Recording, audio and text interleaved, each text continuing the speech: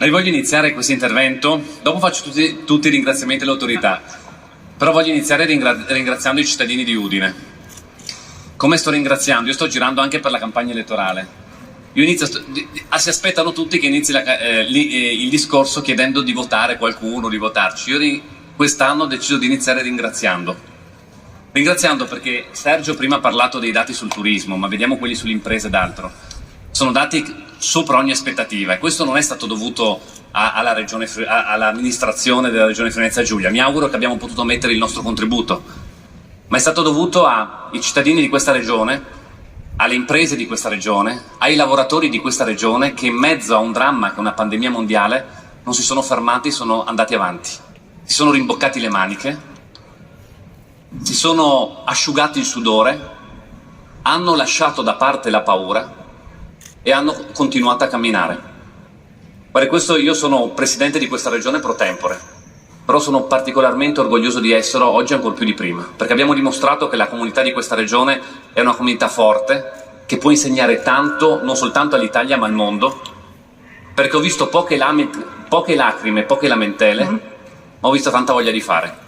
E per questo voglio prima di tutto, penso che il governatore abbia il dovere, quando inizia a parlare di fronte a una platea del Friuli Venezia Giulia, di portare il proprio ringraziamento, perché non soltanto ci fate essere orgogliosi, ma permettete di garantire un futuro alle generazioni, perché se ci fossero fermati sarebbe stato un disastro.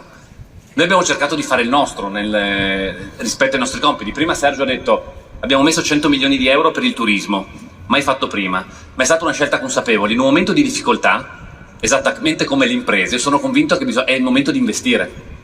Intanto perché se tu investi quando gli altri prendono paura sei più competitivo, quando tutto riprende. E sul turismo l'abbiamo fatto e devo dire siamo stati premiati. Siamo stati premiati perché se l'altro anno i dati potevano essere dei dati drogati dalle persone che non potevano muoversi, avevano paura ed altro, quest'anno invece infatti di fatto era un turismo prettamente italiano. Oggi invece quest'anno abbiamo visto che sono arrivati tedeschi, austriaci principalmente, ma non solo, in questa regione, e abbiamo dei numeri fuori da ogni previsione che potevamo avere precedentemente.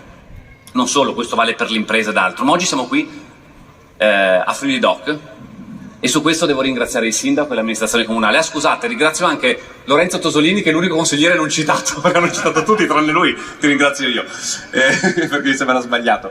No, dicevo, volevo ringraziare l'amministrazione comunale perché anche qui avete dato un esempio, c'è un grande dibattito nel paese. Io continuo a dire, in un momento così difficile noi dobbiamo tenere unito in paese, non creare la lotta fra bande.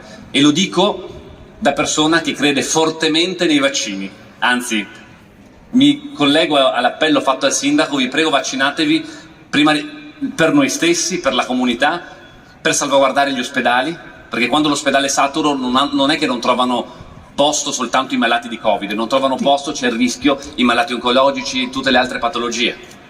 Quindi una salvaguardia di tutti. E quindi, ma da questo però io dico che dobbiamo raccontare alle persone, in un momento di difficoltà per il paese non c'è dubbio, la verità. Non alimentare la lotta fra bande. Non è semplice. È più facile forse prendere delle posizioni e dire io sono a favore o contro. Io invece penso che responsabilità delle istituzioni in questo momento sia accompagnare i cittadini. È più difficile, non c'è dubbio. Premia più per i politici elettoralmente dire sì o no e urlare? Probabilmente sì.